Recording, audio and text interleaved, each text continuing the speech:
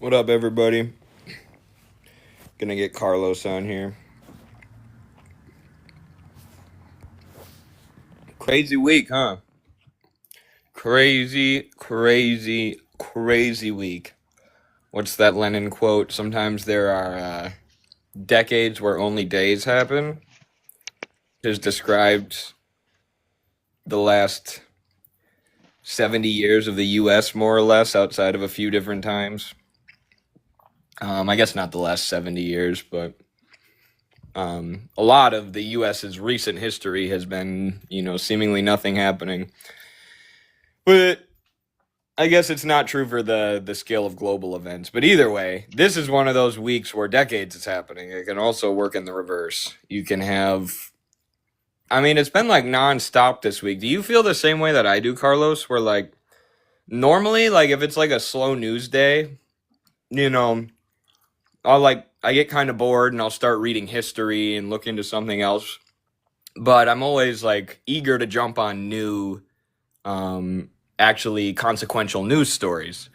But this week I feel exhausted. It's like I can't keep up with the videos, like letting everybody know what the hell's going on. Because thank God you started your account and everybody follow Carlos, by the way, so we can share that workload. But it's a crazy week, man. Yeah, I was following the protests extremely closely. I wrote an article about the protests, but this thing that just happened, it happened 2 minutes into me starting tonight's class. I had to teach about Althusser at 7. And I just got out. I've been looking through some of the stuff. I saw your TikTok. I saw that our friend Dan Cohen, who we were supposed to talk to today, but fucking StreamYard messed up. Um, he also wrote an article very quickly about it, but I haven't had a chance to look too much into the details of what's going on now in Iran. Yeah. Sorry, I'm still finishing eating. Yeah, it's. I mean, the Western media, of course, is reporting that Israel is hitting military and nuclear sites, which, regardless of the fact that Iran is also bombing residential buildings and they're just not reporting on that, the nuclear sites thing is deceiving Right. because Iran's nuclear facilities were under 24/7 surveillance by the International Atomic Energy Agency under the rule and legislation of the Iran deal, which was signed in 2015.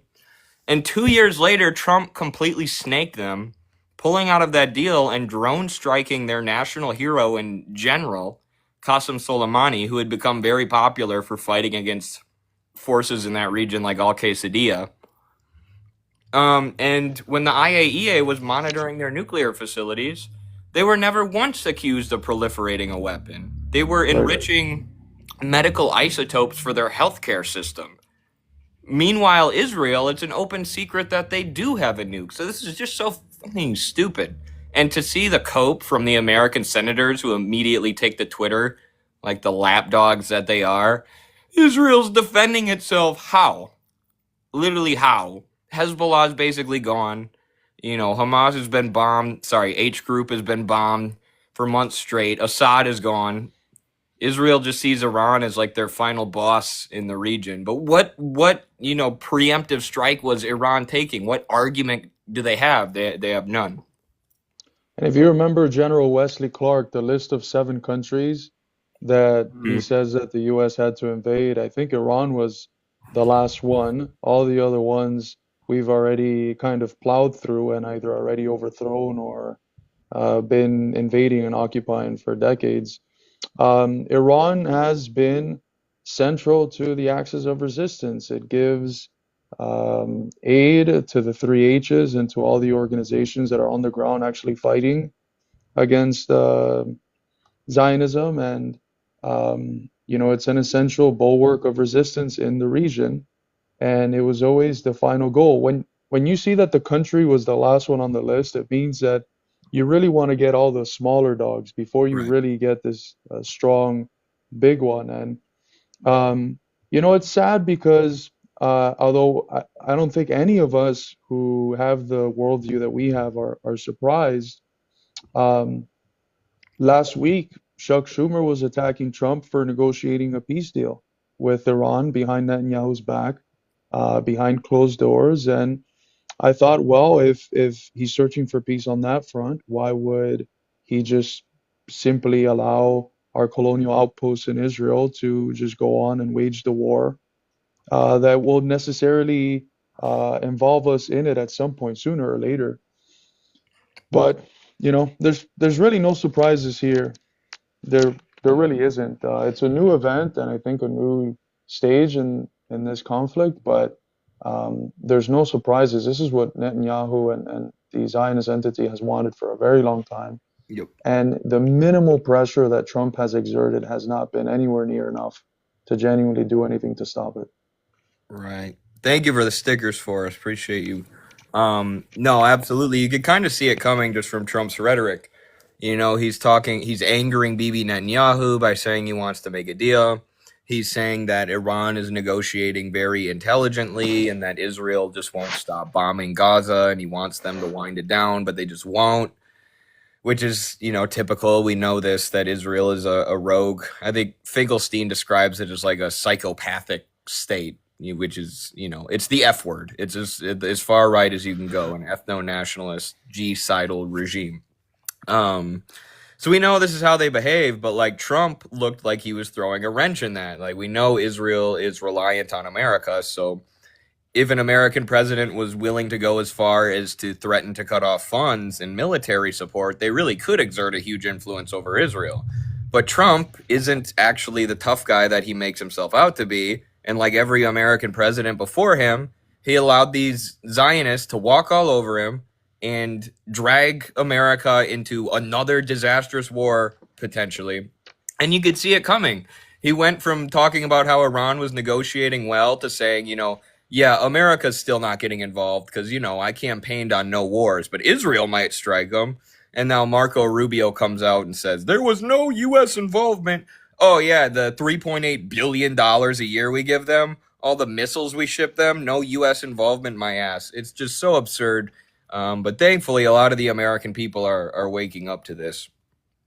And what's interesting is the timing of all of it. We have, of course, in a few days on the 14th, Trump's birthday, which aligns with the military parade that he wants to do for the 250th anniversary of the country's history. I might be getting those numbers wrong, but and there's a big threat of a protest called the No Kings protest.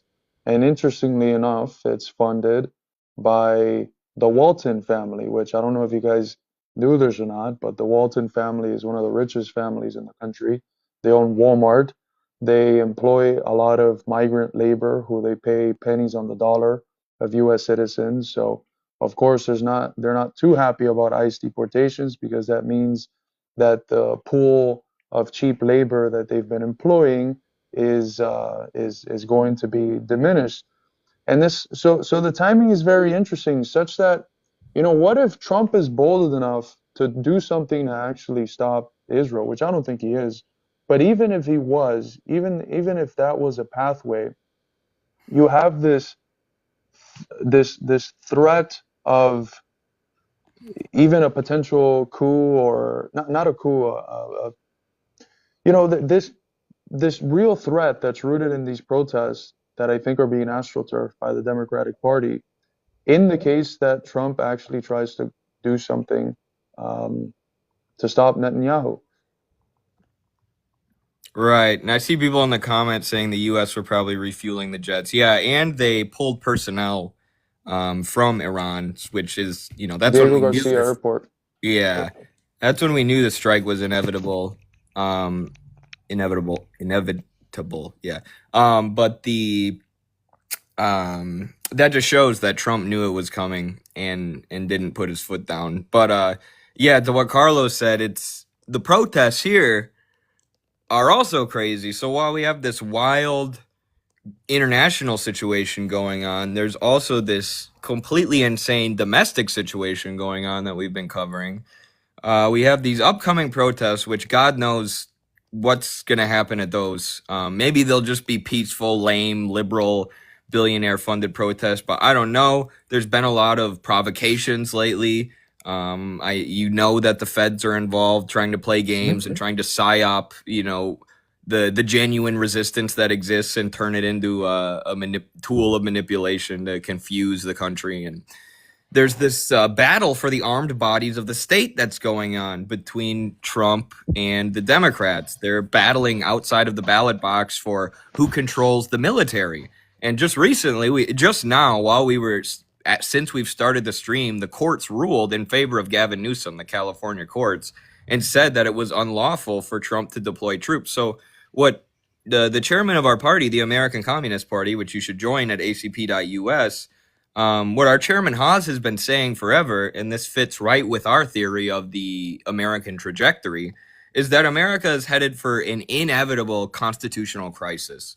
And that's what we're seeing now. The liberal system is starting to break down, and this very illiberal authoritarian leader has the popular support in this country. And the Democrats are doing everything they can to wrest power away from him, in the name of protecting our institutions and democracy and liberalism and all these things. And the country, the contradictions within our country are coming to a head. Not completely yet, but this is a sign of things escalating for sure. And there's no coincidences, man. I think that the people that were on the ground could attest to the fact that these ICE protests last week, when they started being covered on the news, were no larger than they've been for months. And it was only after days and days and days on the news cycle where people find out about it, it gets to the social medias, and then eventually people actually hit the streets.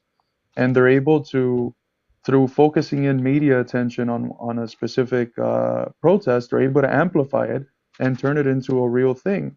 And it just so happens that the timing coincides with the Zionist assault on Iran, and it also coincides with a lot of statements from leading Democratic officials attacking Trump for negotiating with what's a smart word to use instead of the T word? Um, Which T word? ist, Tist, Oh, T, terrorist. Change the M for a T. a bearerist. Bearerist Hmm. government of Iran, which is, it's so they're trying to frame Trump, as you mentioned, as this authoritarian leader that has connections with authoritarian leaders like Putin, and that appeases Iran, and other countries from around the world. And it's I don't think this is a coincidence. I think that the protests are there as a way to tell Trump, if you don't acquiesce to the agenda that Israel is putting forth right now in attacking Iran, we're going to make life hell for you back home at the ranch. Absolutely. Yo, what up, Golden Parenti in the chat? No, I think you're absolutely right. You know what have you ever seen the movie Wag the Dog? That's what I thought of when you said that. It's No, no. Dustin Hoffman, I believe. It's genius. You know, Professor Cochran, from the college that we went to, he had us watch it. This professor I had who was like an anti-war Democrat. It's a brilliant movie, and it's exactly what Carlos is saying. Basically, it's a comedy where the president has a sex scandal. It's like something crazy, like he has sex with an. I shouldn't say what it is, or we'll get banned. But he like does something crazy sexually, right? It's a huge scandal, and in order to the elections coming up, and in order to distract from that, they literally start a war with like this tiny country like Uganda or something. And it's the whole movie's about them trying to manufacture consent for the war and demonize this like random tiny country. And, that's how this stuff works. And I don't know which one they're trying to distract from. I don't know if they're trying to distract or which, entities, because there are deep divisions within the ruling class right now, too. And which is why you see the Walton family now getting politically involved with grassroots efforts outside the ballot box, dumping money into this. So I don't know what entities want to distract from what, but there's no coincidences when it comes to these things. When international events line up with domestic events like this, there's almost always something behind it. And you know what really hurts? Um, and it's something that we went through when both of us were younger with the Bernie campaign. Eddie, you and I actually believe that Bernie was a political revolution. You know how invested emotionally, in terms of our futures, I took out so many student loans because I thought, fuck it, Bernie's gonna win. They're all gonna get canceled. We're gonna have a debt jubilee for the students, and I'm gonna be Gucci. Um, and none of that happened. So much of our everything was tied to it, and it was a very sad experience. And now I'm seeing that with a lot of young people that are seeing these protests, or the ones that saw it with BLM, as if it's the revolution is here. And if you're not Yes. participating in it, you're Mm-hmm. fed, and that says something about your character and this and that. And it's so sad because I know that anger is real. That anger is sincere. These are young people that actually want to change things. And it's from those young people that want to change things that things are changed. But unfortunately, they don't understand that they're being played right now in bourgeois party politics. And unfortunately, even though Trump's an asshole and a piece of shit, the reason why he's being played against is not because he's an asshole and a piece of shit and he doesn't like immigrants and he's racist and he's this and he's that. He's being played against because he's nominally pro war, because he has a base that he has to respond to, and that elected him because he said he was the person that was going to bring them retribution and that he was going to be the more pro peace president we've ever had. So if this was actually about immigration and about racist discourse and this and that, people should have been in the streets at twice the size under Biden, because he was deporting statistically almost twice as many people. And I've written about this many times. I've written about it. I spoke about it in Telesur in Venezuela when I was in Venezuela. I left them with their mouth open because they had no fucking clue that this was the case. I wrote about it for Cuba in one of the leading Cuban magazines in an interview. They had no fucking idea this was the case. And we have to ask ourselves, why? And it's because of narrative control. Narrative control. What facts are allowed to be aired and which ones are not? And the ones that are aired, are they incomplete facts? Why is so much attention being placed on them? Why is so much attention being placed on them at one particular time and not another? These are all things that we need to think through. And if we don't, we just allow ourselves to be, willfully manipulated by whatever's on the news cycle. I've had the exact same thought, brother. I saw somebody post something like, riots against LA, or riots in LA against ICE, and then one other event, and it was like something is happening. And in general, yeah, there is an awakening going on, but I'm like, oh, it reminded me of the Bernie campaign, which, by the way, when Bernie dropped out, I was storming around my house listening to Juice World, texting Carlos about how we were gonna be what Bernie never was, and actually carry through the revolution in this country that Bernie failed to. But it's it's like with anything. Like anytime you have a big goal in life, right? Anything that would be spectacular and amazing and feel so good to achieve takes a lot of hard work.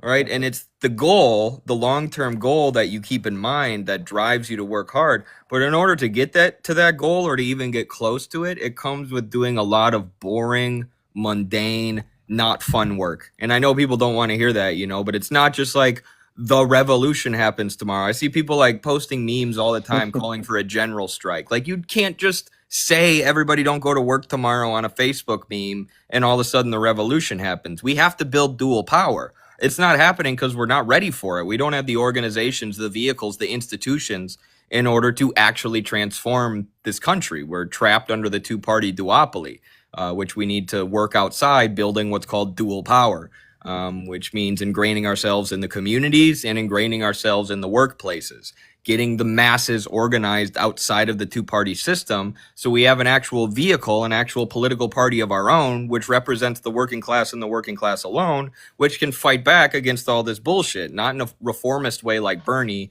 where we're going to work inside of your system and we're going to work alongside the Democratic Party elites. But no, we see those people as our enemies. We see the big banks and the corporate donors and the billionaires as our enemies. And we aren't naive about that in the same way that social democrats like Bernie are. And it's through building an organization like that, through hard work, And I know people think that communism is when you just never work hard, but that's not the case. You actually got to bust your ass to get stuff done through hard work consistently, through making it a routine is how you eventually achieve that long-term goal. It's what the Bolsheviks did. It's what the Chinese did. They went through all sorts of setbacks. They went through all sorts of horrific things. They went through all sorts of horrific state repression, like what we're seeing now. But over time, they just grew and grew and grew and built and built and built and educated and trained until they were an actual fighting political force that could revolutionize the country. And this is so important. I don't think people recognize how important this distinction is. Because if you think that the revolution is an event, a sort of break from everydayness, and then boom, it happens, and that's it. When those moments come and you're expecting a revolution to happen, a lot of people end up turning nihilistic and very disappointed and just refrain from politics altogether. And they end up with this attitude of nothing ever happens. No, it's not that nothing ever happens. You're going to have these events, but if you haven't created the material conditions for taking advantage of those events, if you haven't trained people ideologically, organized them, embedded them into communities, mapped out a plan of what to do when things like this come up, very concrete details that are needed. If you don't have any of that, nothing is going to happen. And what people hate is doing that very mundane, everyday sort of work that's necessary in order to create the conditions for a possibility for a real revolution. That work is the yeast that allows the bread to rise. You can throw that bad boy in the oven all you want. You can let it rest and do whatever you want with all the elements of the bread. If you don't have the yeast, if you don't have the discipline, the patience, the organization, the theory, everything that goes to it, the habits, the changing of the rituals in people's everyday life, if you don't have that yeast, nothing's going to rise. And it's the same thing with the revolution. Yeah, I had a coach once who said, one of the hardest things to do that you have to do is to learn to love mundane stuff, the Yeah. boring day to day stuff that everyone hates, to try and embrace that. And it does, especially if you're doing like community work or workplace organizing, it does give you like a good feeling too when you're done. It is hard work. I'm not saying it's always easy, to go to the soup kitchen when you could be playing video games or to go to a union meeting where four guys show up and they don't even know what the hell's going on, and you got to lead them up and educate them. But that's our job. That's what a great communist does: is takes the initiative and says, "I know this is hard. I know my coworkers don't know shit, and they're telling me crazy conspiracy theories, and they're just these wild Trump supporters. But it doesn't matter. It's your job to educate them." And if you talk to them about what they really want in terms of bread and butter material things, it's the same thing that we all want. More free time, healthcare, more pay, more time to pursue hobbies and other pursuits outside of work. Um, Rishi, where did you Suleiman Ahmad on X? Okay, yeah, interesting. I don't trust him fully. He's a little bit of like one of those people on X who I don't. I like the guy. He's chill. He goes a little bit into the JQ stuff too much sometimes. But he's hosted us on Spaces and stuff. He's chill. He's just a little bit like eager to post stuff on X and But I mean, I wouldn't doubt it at all. I guess he said, Carlos, that U.S. planes are flying out of Qatar right now. It wouldn't No surprise way. me at all, but that That's what would I'm be looking wild. for now. Yeah, it's that Suleiman Ahmad guy, Ahmed. If he's the one I'm thinking of, The chubby guy? yeah, he's a little chubby. We got Yeah. Myron in the fucking conversation. That's probably wild right Deep theory. now. Deep theory. Deep theory hour.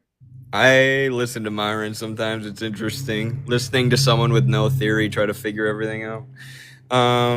Chad, are we cooked? We're not cooked. We're What did Haas say the other day? What was that quote? Like the bird doesn't know how to fly until he gets thrown from the nest. The Hey, crazier yeah, yeah, stuff yeah. gets, the tougher and the harder we're gonna have to get. Harden your hearts, as the Palestinians said in that song. Yeah, and those are the moments where well, what's the expression? The cream from the shaft? What what's the, what's the expression? Do you know the expression where you're gonna be able to Uh, tell? the cream of the crop. No, no. It's damn, I can't remember, but that's when you're gonna be able to tell who's real and who's not, basically. Yes. That Oh, came out so separate much. the wheat from the chaff. Yeah, Yeah, yeah. there you go. Yes, it will. I It's said the cream from the shaft. It's not the good. cream of the shaff. Bro, no, it is so crazy though how true that quote that Kyle Pettis likes, ACP executive board member, joined the ACP at acp.us to fight against imperialism and our corrupt system. But he loves that quote, you can't be neutral on a moving train. And that is so true lately. Dude, I remember back in the day, anytime I posted a video about Iran, like I would still do it, because it needed to be done. But I was like, here we go. you know, 1,000 likes and 600 comments from people calling me a terror supporter and a supporter of the regime and I'm evil and an authoritarian and all this because I said that one guy doxed me for it and tried to get me fired. And I Dinesh, had to like have meetings with my boss and stuff. That guy Dinesh, yeah. But anyways, nowadays, because of what's happened in Palestine, and because people have seen Iran be against Israel and on the side of Palestine, it's largely changed a lot of perspectives. And yeah, now I can post a video about Iran, and the vast majority of people get it, and they're like, "Oh yes, Iran should get nukes." Like you can't be neutral on a moving train. And even Iran, like the reformist trend in yep. Iran was winning out. Now what? You can't be reformist if Israel's trying to invade you. It's going to push you to revolutionary violence to defend yourself. Absolutely. That I love how so many people will quote Howard Zinn and talk about the people's history of the United States. But then when it comes to these geopolitical contexts, they end up taking the Trotskyite, neither Washington nor Beijing or neither Washington nor Moscow logic. And that's not how the world works. Just like within the nation, and this is the one of the arguments of my next book, just like within the nation, you have this fracturing of society into the capitalist and the working class, and all the other intermediary classes are defined by which side they end up picking in the struggle. Globally, you have the same damn thing. You have the splitting of the world between imperialist and anti-imperialist. And that's pretty much it. And you can not like how the anti-imperialists feel about homosexuals. You can not like how they feel about the trans stuff. But the question is going to be, are you on the side of the anti-imperialists or not? Because that's what the two sides are, and you got to pick a side. And if you don't pick a side, neutrality is acquiescing to the dominant, the principal aspect, as Mao would call it, which is just imperialism. Absolutely. Thank you for the stickers, everybody. Um, yeah. I don't know. What do you think? Does the situation escalate into all-out war? I mean, for Israel, they want to do it now. But for Iran, they don't, largely because Hezbollah, Hamas, and Assad, their allies. Shoot, I keep saying the actual names of the groups, the H groups, and plus the Syrian government who were allied with Iran, the Axis of Resistance have been either greatly weakened or pretty much destroyed. Um, and the Houthis are too far away to do anything. Um, but other than just keep launching missiles at Israel, which shout out to them, shout out to the boys. Um, Boys. but I don't know. I mean, Iran's probably going to try to stave it off. They have to respond now. Um, but Israel is going to do everything they can to make this happen, I think. I think that if it comes to an existential scenario in Iran, we're going to see the same thing that happened last time. Real shots fired from one side to the other, which is the reformists, their knees are going to be shaking, and then Ayatollah Khomeini is going to come in and actually, put his nuts on the table and do what has to get done. Um, and that's the only way it's Yeah, going to happen. probably. Last time they shot back at Israel, it was Khomeini who bypassed the president and did what he had to do. Exactly. Yeah. I mean, that's the supreme authority in the country. Um, and it sucks that the last elections turned out the way they did. I think, who was it? Jalil would have been a better option than the current president to deal with this. And then Israel, like, I mean, this is what I suspect. It was all we know is that the helicopter crashed, but you can make your own suspicions there about what happened to Raisi. And then Trump taking out Soleimani, like all these countries, national heroes and military leaders have been picked off or lost to reformist elements. So it's not a great situation for Iran, unfortunately. However, people should understand Iran is the final boss in Israel's view for a reason. Iraq was a war that sucked the U.S. in and kept us there for years, fighting with these different militant groups. Iran is a much more powerful country economically and militarily than Israel ever was. I mean, not Israel, than Iraq ever was. So it would be much more devastating for the U.S. to get involved in this on a full scale level. I'm also eager to see how Russia responds. I mean, based upon what they did in Syria, I don't see them doing much. They seem to be pretty focused on the front in Ukraine. One of my friends was saying, he's eager to see what China does, and I was like, don't hold your breath. They're playing the long game. I don't see them getting involved in something this volatile. And then the DPRK was also mentioned in a conversation I had with a friend earlier, and I'm like, yeah, I could see them doing something. Yeah. But Kim's gonna send the boys over there. That's the only one I think would actually right, send some of the boys down to Iran. But um, I don't know. It's sad. I hear some military strategists, people like Scott Ritter, um, and a few others say that logistically, a war against Iran would be disastrous. We wouldn't be able to win. Um, but then again, I don't know. So many of the other forces that were central to the axis of resistance have been weakened, primarily of which is Syria. And I don't know what's going to happen if an all-out war continues to develop. Which side is going to be able? I mean, because at the end of the day, what are the conditions which would constitute Israel losing in a serious sense?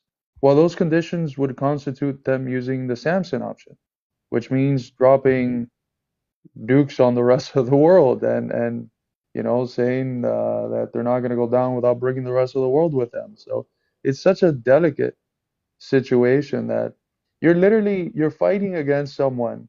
Here's what's happening, right? They're throwing hands in the middle of a park, but the person you're throwing hands with, you don't know that they have a gun. And whenever they start losing, they're just going to pull that shit out, and that's it. Um, and that's the fragility of having a situation like this where you celebrate Israel losing, but the Samson option is in their back pocket, which could be horrendous. that's very true. Yeah, I've thought about that a lot before. Like how does Israel actually go away, which I think is inevitable without nuking someone? It's pretty much impossible. Um, But somebody asks down here, can you go more into detail about why the U.S. keeps provoking Iran? Yeah, I wanted to talk about this because even if, we have criticisms of the situation in Iran, we have criticisms of any country, but like Iran isn't a country that has our ideology as Marxist Leninists. It was an Islamic revolution, not a communist revolution or proletarian revolution. And it was largely led by like religious clergy and students, plus huge sections of the working masses as well. But the reason that why imperialism is aligned against Iran, which is why we align with Iran against imperialism, and the reason, therefore Zionism is also opposed to Iran, is, not because of authoritarianism or human rights abuses or whatever the Western media may tell you.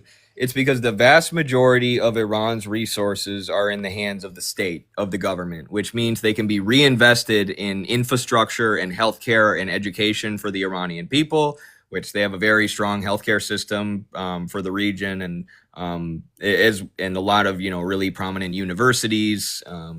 And a lot of this is from state investment, which means that multinational corporations in the United States are not allowed to extract their resources. Similarly, the banks are in the hands of the state, which means Western banks are not allowed to trap Iran in debt and just use them as an endless money supply through parasitism, basically holding them, at gunpoint and saying, pay us this money.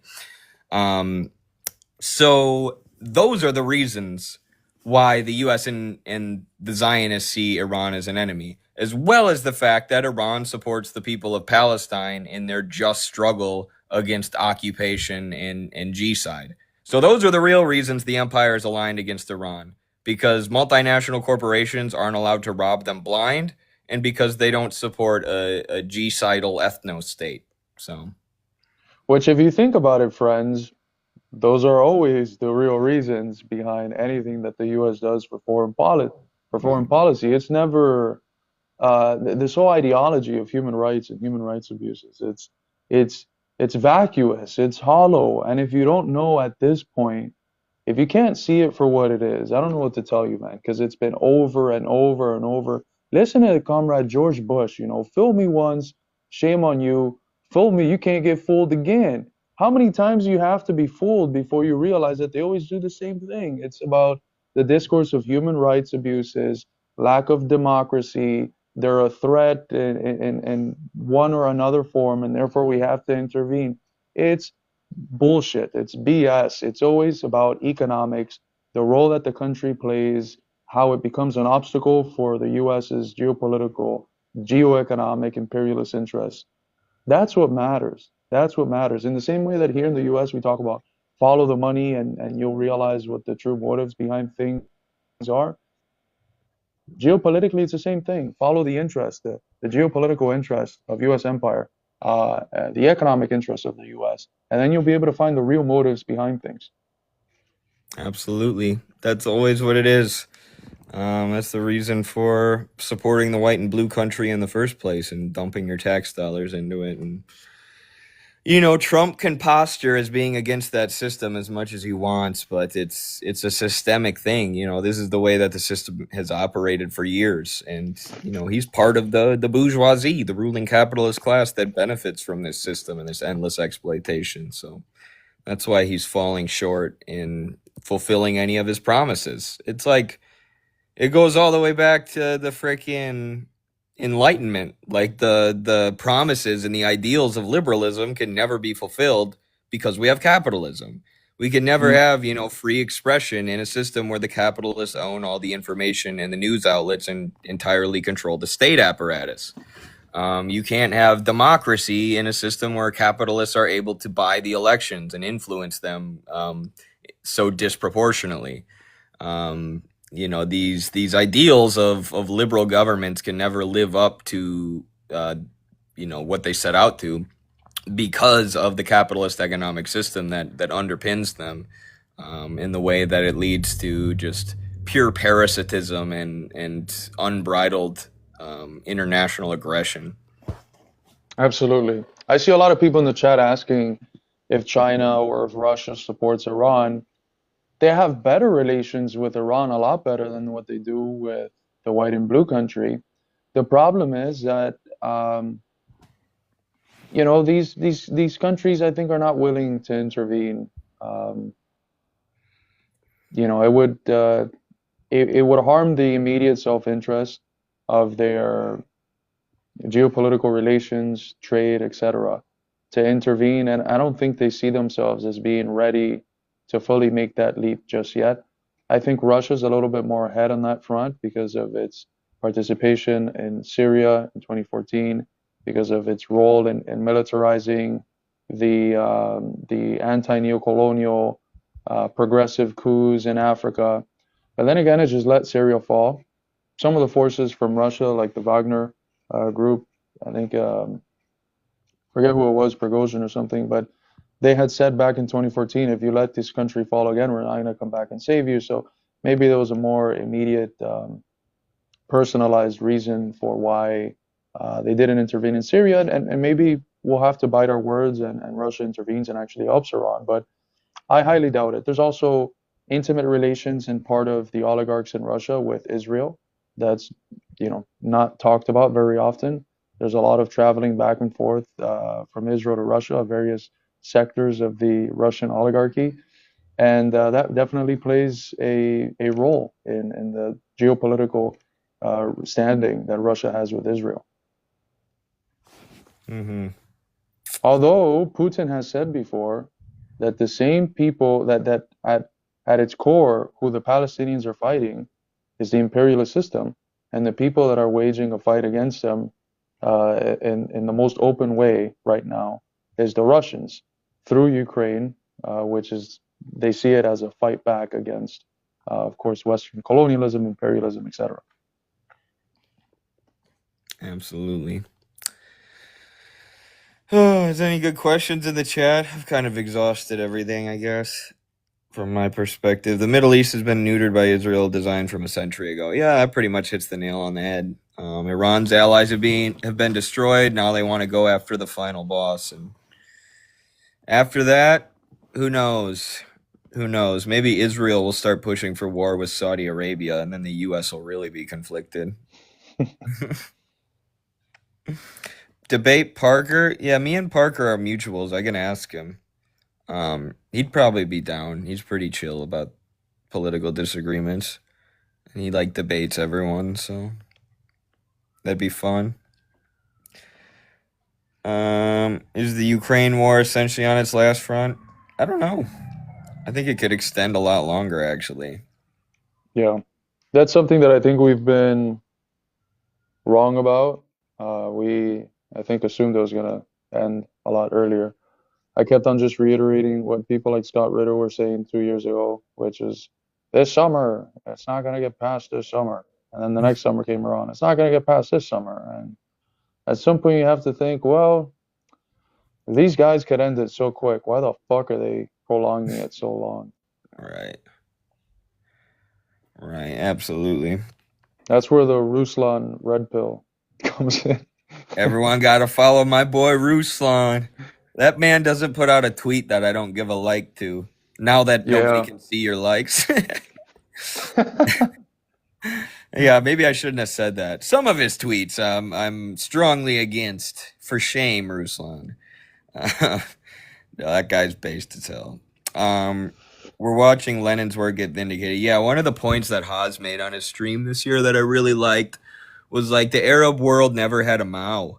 Like China is made up of all these different nationalities and people, Yep. but instead of being a bunch of balkanized, easily targetable and destroyable tiny little states, they created one grand united state, united all these nationalities under under one state, under one people, patriotic to one country, and Russia as well. And the U.S. calls them the prison house of nations for it, as if the U.S. isn't the same fucking thing. But anyways, it's actually we think like these large countries are evil because they're superpowers. But they actually represent these grand collective principles rather than, being this narcissistic, we got to have our own thing with our own nationality and only our own people can come in. You unite all of the peoples of this massive geographic space and work collectively for the benefit of each other. And that's why China has had so much success. Russia to a lesser degree with the collapse of the USSR, but also Russia. Whereas Lebanon, and even Palestine and all these other countries have been easy to pick off. And at one time, pan-Arabism was really prominent. You had like Egypt literally fighting the Israelis on behalf of the rest of the Arab world, but they never had this, unifying force, this revolutionary force that like united them into one country and said, let's oust together this cancer that is the Zionist ethno state in our land. And it left them balkanized and easy to pick off. Similar with Africa, that's why they divided up Africa into a million different countries.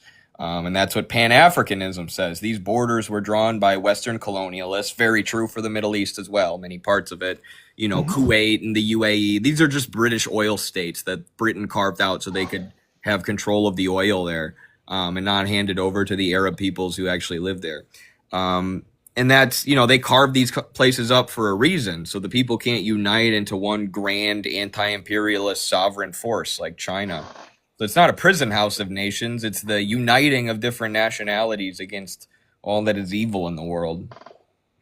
It's a civilizational unity. And that's the thing. If you look up the origins of even the concept of the nation, we tend to assume that it's this trans-historical reality. Nations have always been around.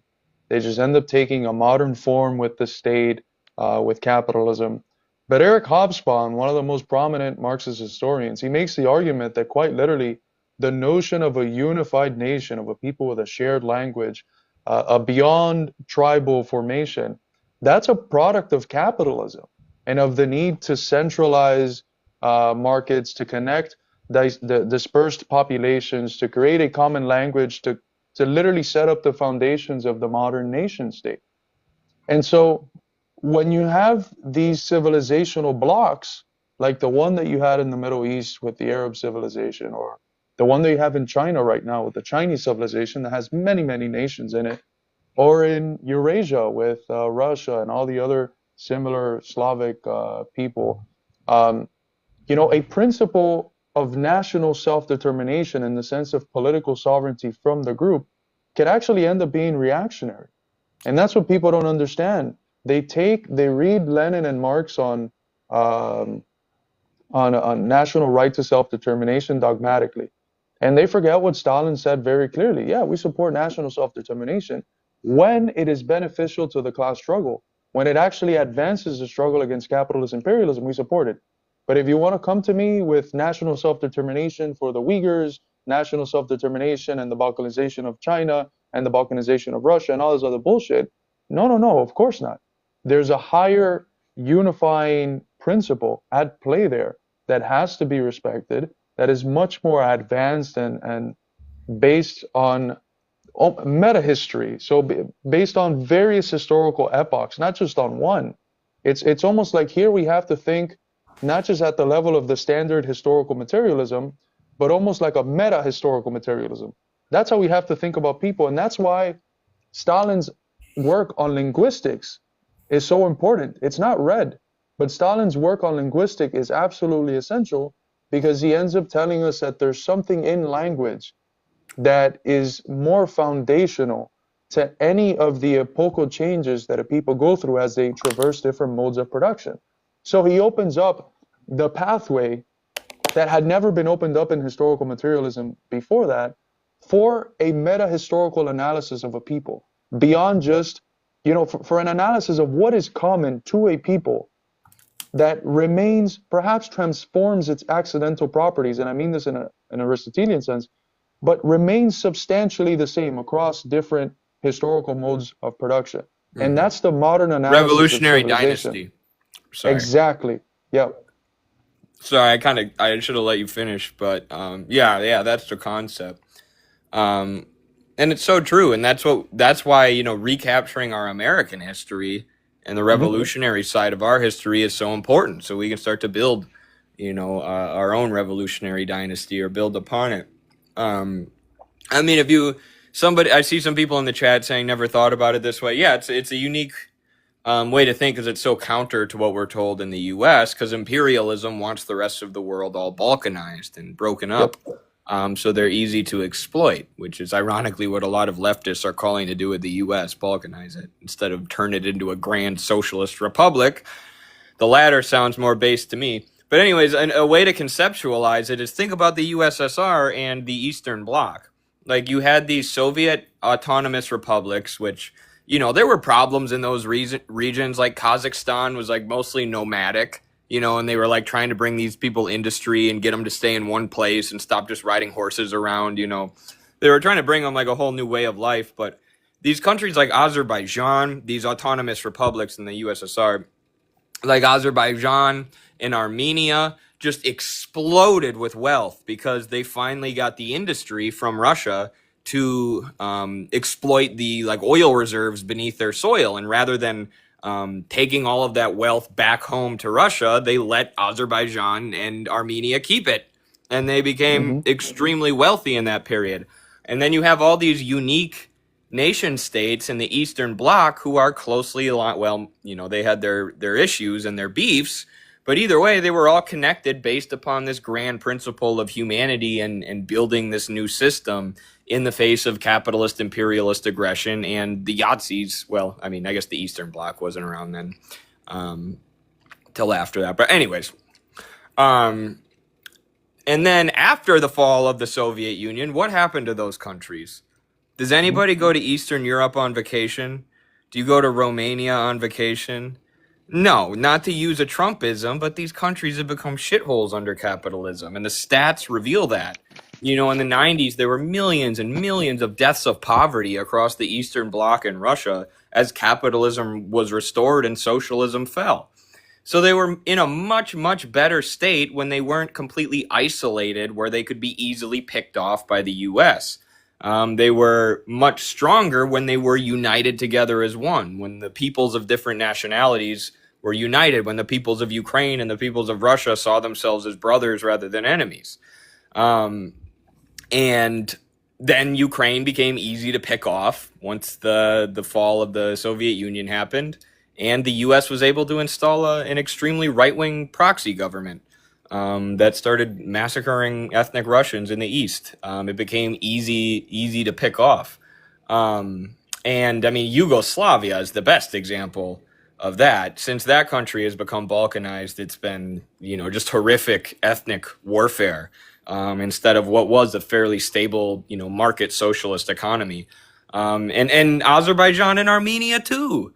These countries have now devolved into a horrific war over the Nagorno-Karabakh region, which was an autonomous, oblast under the Soviet Union, and there was never fighting. They were just developing their economies and making their people richer. So this is what the U.S. seeks to do. They seek to break up unity between humanity. This is what capitalist imperialism seeks to do: break up political unity and these forms of sovereignty made by different groups of people under one state, so that they can be easily picked off and then robbed blind by multinationals and big banks. That was beautiful. Yeah, I think that one of the things that you get when you have democratic centralism, which is a principle not just of party formations, but also of state governance, right? That's how China, that's how the Soviet Union treated it. Democratic centralism is this sort of almost like concrete universal organizing principle. But what you get on that basis is that you have a renewed understanding of the dialectic of the central and the peripheral, right? Such that the peripheral for itself becomes central. And the relationship of the national that you're talking about to the sort of meta-national formation, which was the Soviet Union, was of the kind where the local republics, the smaller republics, they felt like they had the benefits of the autonomy of being independent states without having the downside of it, while being able to also participate in this larger civilizational project of the Soviet Union writ large. Um, and that's fundamentally a reconceptualizing of that relationship that does not reduce things to difference and to the most tribalistic forms of small scale unity, uh, but it also doesn't want to ignore the differences that objectively exist in these larger scale united projects, but accepts that contradiction and tension and tries to negotiate a, uh, a civilizational development on that basis. And that's what China's doing. Yeah, it accepts there's a ton of real national people that you look at them and you'd say, wow, they don't look Chinese, right?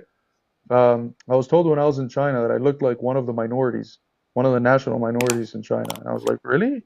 There's you got some of them that look like me. That's crazy.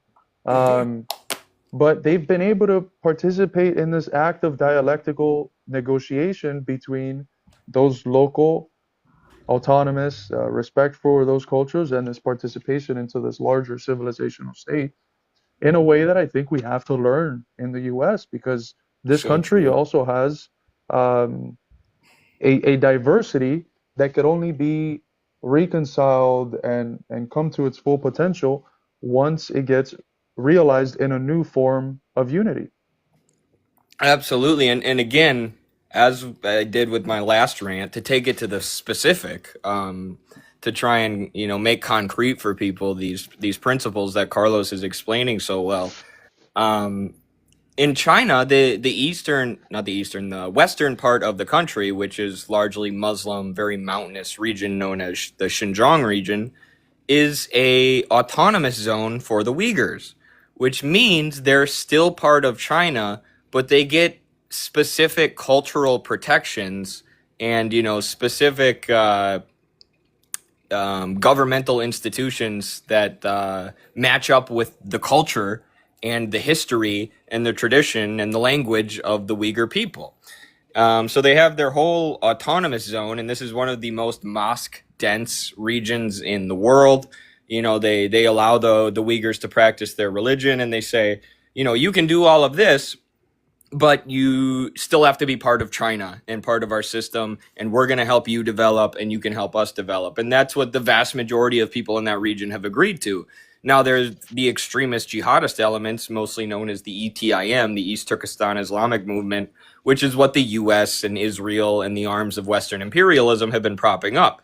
And they were the ones who committed a lot of horrific attacks, like the Urumqi riots, with like 140 people being killed, like unalived. I mean, like a crazy number of people. They sponsored or covertly sponsored all of these extremist massacres in China. And this is when China responded with anti-extremist campaigns. And, yes, it was like slightly authoritarian, I guess, like any state crackdown on extremism would be. But if you think about how they reacted with giving people anti-extremist education, building schools to teach them not to be jihadist extremists, versus how the US has responded with racism and bigotry and invading Iraq and invading Afghanistan and giving us the TSA, which doesn't do anything anyways. It just makes us feel safe. It's a very intelligent and measured approach. And this is what the US has used to say that China is doing a G-side against the Uyghur people, or that they're wiping out all these people. And then when that was proven to be untrue beyond a shadow of a doubt, they pivoted to saying, no, it's just a cultural G-side. They're erasing the culture in this region because they won't allow us to sponsor jihadist groups. This is one of the most mosque-dense regions in the world. Do we have a Muslim or a Chicano autonomous region here in the U.S.? No, the best thing we have are the reservations, which have the highest rates of gambling and alcoholism, right? But these people in China are bringing economic development to the Uyghur people and allowing them to practice their culture, freely, so long as they're not turning into right-wing extremists who try to destroy the sovereignty of what China has created and their people. So the projection is unreal, and it's always a tactic, like we said, to balkanize them, to promote separatism. You don't need this big, grand Chinese People's Republic of China. That belongs to the Han Chinese people who hate you. Just unite by race. Fight with your race against the other race. This has always been the strategy. Race has always been the tool that they use to distract people from class in the interest of the masses. And they say, fight for your race against these Chinese people. Be an extremist. Cut people's heads off and carry them around in the streets. And try that. That's what they stoked in Ukraine. That's what they stoked in Yugoslavia. And that's what they tried to stoke in China until the government shut it down. And the U.S. responds to China shutting it down by calling it a G-side. But again, an attempt to destroy the unity that China has been able to foster very carefully and through a lot of hard work. And this is why the leftists end up being the foot soldiers of empire, the ones that add a quote unquote progressive gloss to empire, because they buy up this tribalism. Even the ones that don't buy it when it comes to China, they buy it when it comes to what's going on back home at the ranch. And the unity and unifying principle that China operates through. I'm sorry, friends, but if we don't operate through a similar principle when we're organizing here, we're cooked. In order for us to do anything here, we have to be able to unite our people. And the logic of balkanizing and just breaking the United States up into a bunch of little micronations on the basis of some romanticized understanding of what life was like before the settlers got here, frankly, it's infantile, it's reactionary. It's literally trying to go back in time 200-300 years, more than 250 years. And it's reactionary in a much more immediate sense of you're promoting division at a time where what we need is to unify the people. And who are the guys that are promoting division? It's the ruling class that wants to divide us on secondary and tertiary issues so that we forget that on the principal questions of the class struggle, of war, of poverty, of debt, etc., we're all, a lot of us are on the same side, irrespective of race, religion, gender, what you like to do in bed, irrespective of anything. Yeah, I mean, think about the practical implications of what the leftists, the ultra leftists who hate our party, the American Communist Party, which you should join at acp.us. Think of the implications of what they're calling for. You know, they're calling us class reductionists because we don't think that America is a settler state which needs to be balkanized. Literally, that's their position, is that America should be balkanized and the white people are settlers, even if they're working class, even if they're proletarian. And what they're calling for is racial warfare. They're calling for the whites and the blacks to fight each other, the whites and the indigenous to fight each other. And this is not Marxism, and this is incredibly destructive. This will not help anybody. What we need to do is unite the Chicano people and the indigenous people and the black people and the white people, so long as they're part of the working class, so long as they're not the Wall Street elites who are robbing us blind. I mean, this has been very basic principle of Marxism forever, and now it gets distorted by all of this race essentialism. But again, that's the strategy of the CIA when it comes to the kind of left-wing groups that they back, the kind of fake groups that they inject into American domestic politics in order to confuse the left.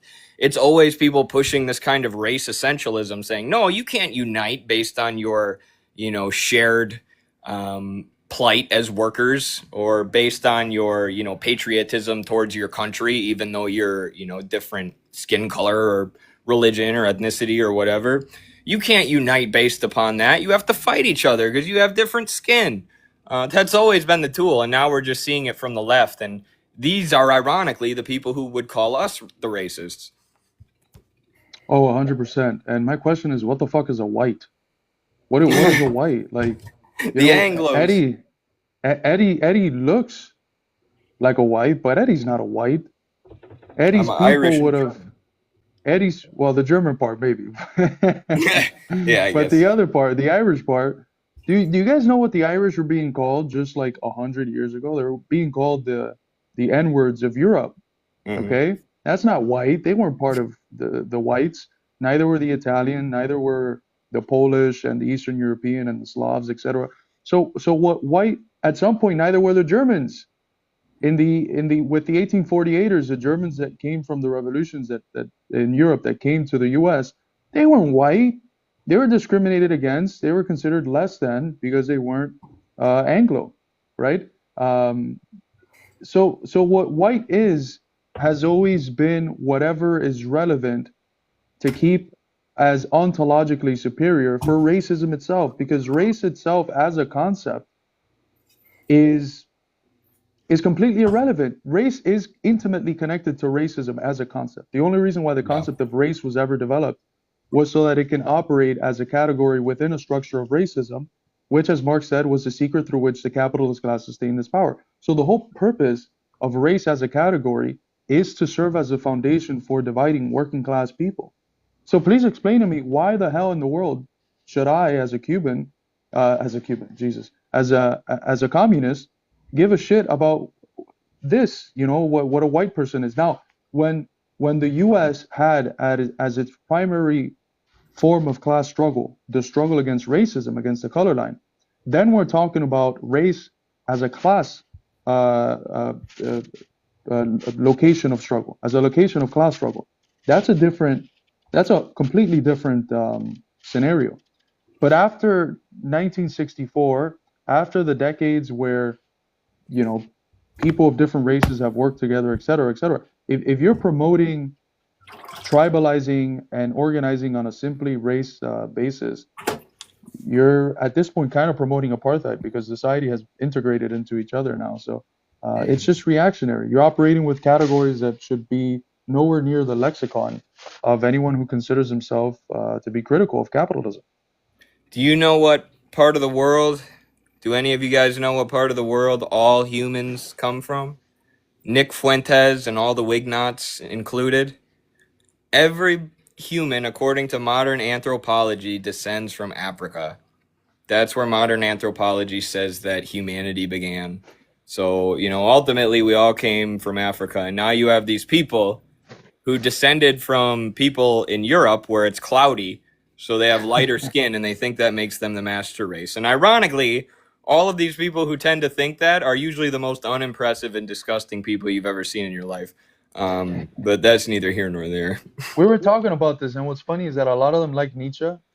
But if you understand the depiction of slave morality and what it's rooted in, for Nietzsche, slave morality is rooted in a fundamental impotence. You are impotent to raise yourself to the level of the strong, of the honorable, of the powerful, of the wealthy, whatever the case might be. And you roil in that impotence until it gets to the point of resentment. And when you have resentment, you have the conditions for the possibility of a transvaluation of value, and then you get the slave value.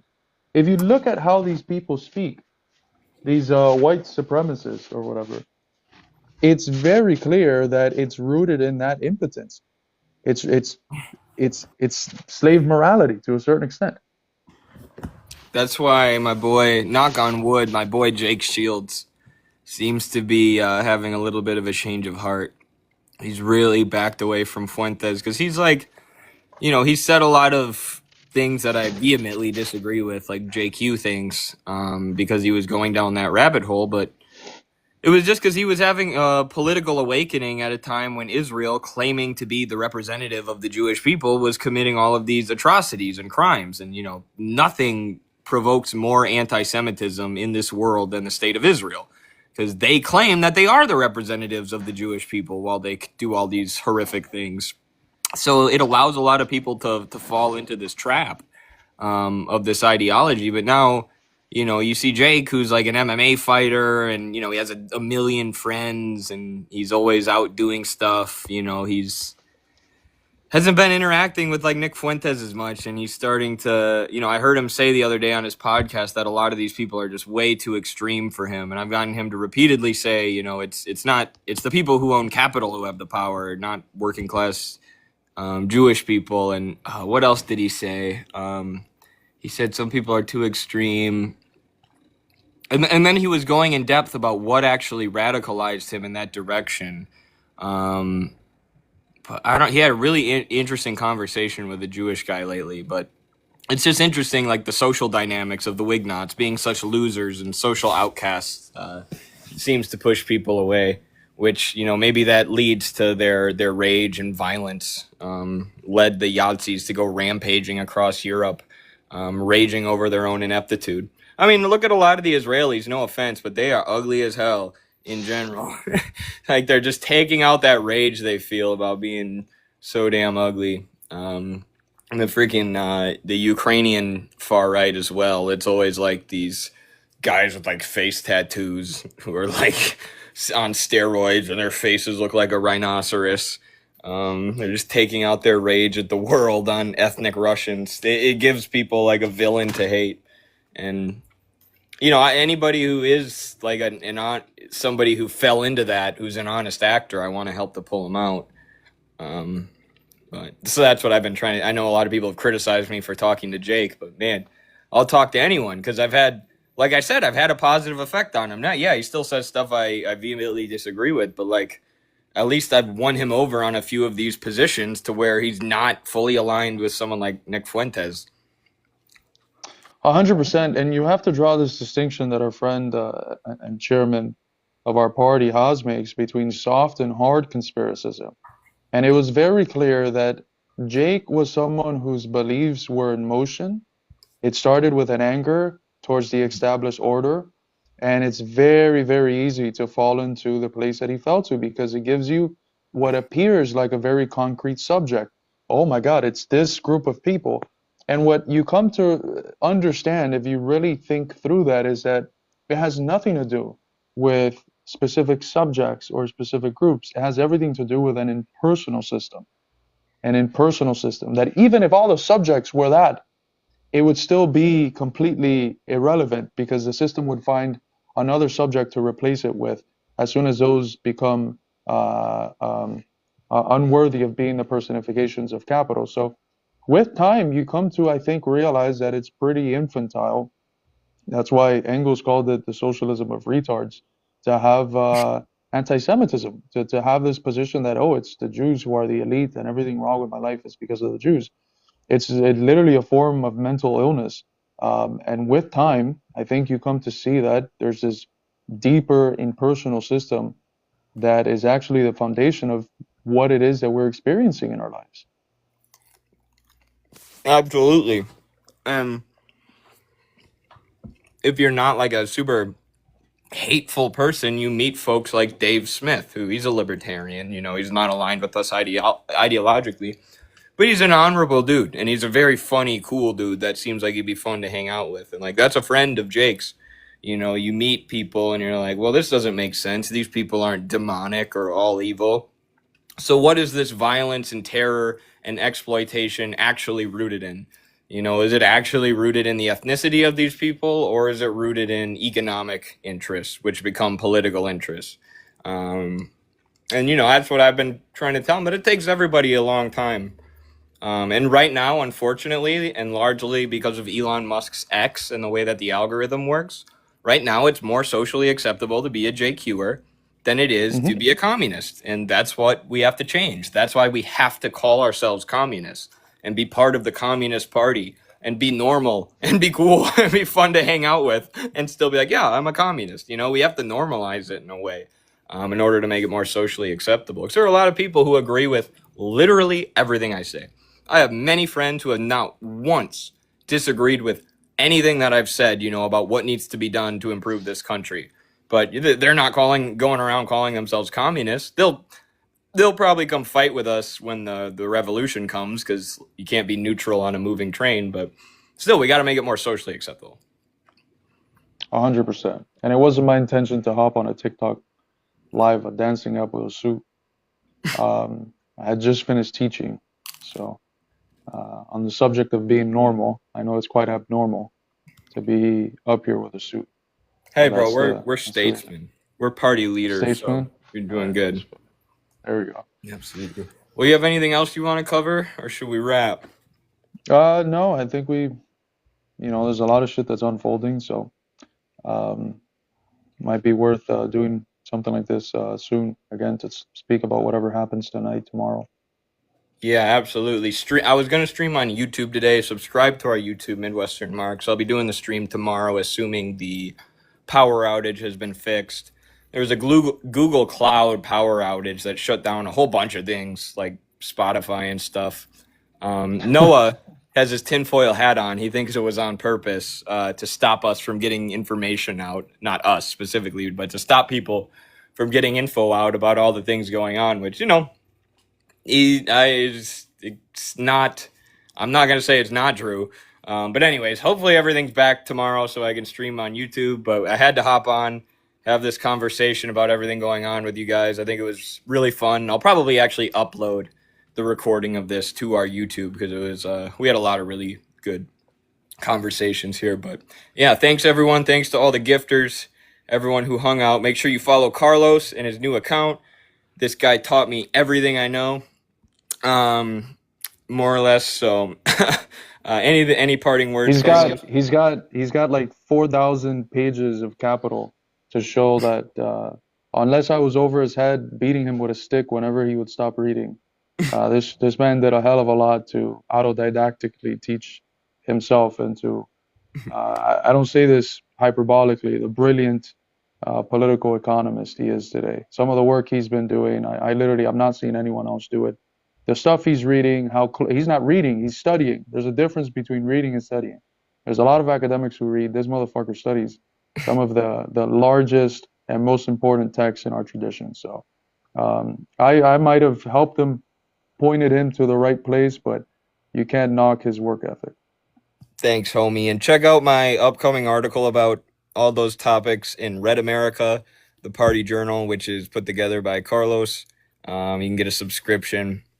I get it in the mailbox every month. It's always a great surprise when it arrives and chock full of good information. So yeah, check it out, redamerica.acp.us.